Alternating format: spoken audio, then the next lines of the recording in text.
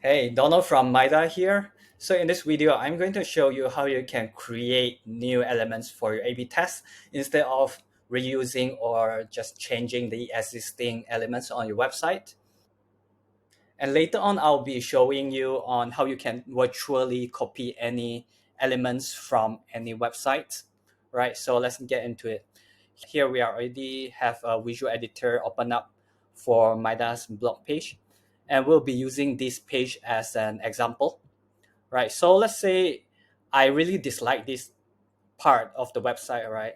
So this is the call to action that I really wanted to try it out with something that's maybe a little bit brighter instead of black color. And I also don't like the styling very much, right? So maybe we use something like this, right? So how you can do that is you can just click on it.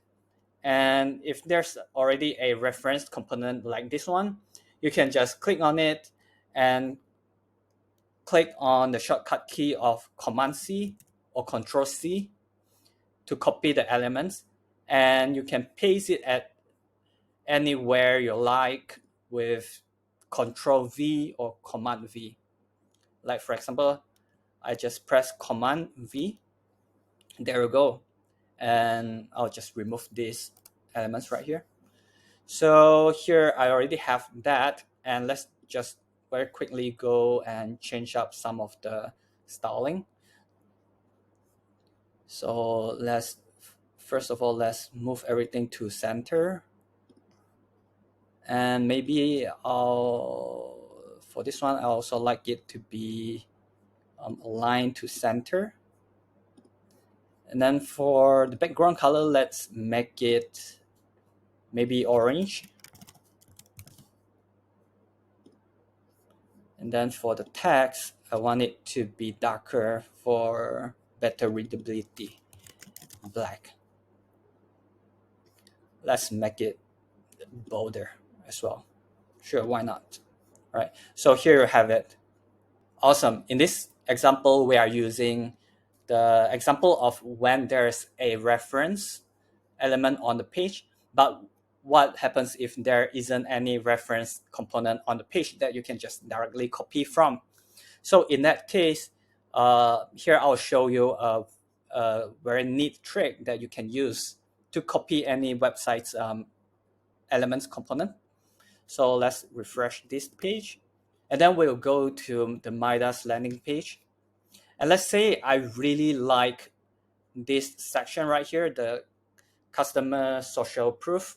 I wanted to use this to replace the call to action at our blog section, right? So you can also do that by right clicking on this section right here and click on inspect element, and it will open up a developer tools. So right here, as you can see, there will be a bunch of HTML codes right here. And with this line of highlighted, it is actually the one that I just right click on. So it automatically highlighted that part for me, right? And I will just right click on the elements and copy. And I can just copy the outer HTML. So once you have copied the outer HTML, you can just go back to the task and scroll all the way back down there. And at this part, I can just click on it and edit HTML. And I can just directly replace the HTML tag that I've copied just now.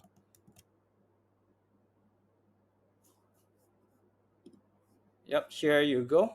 So now, as you can see, we have successfully copied the social proof to here.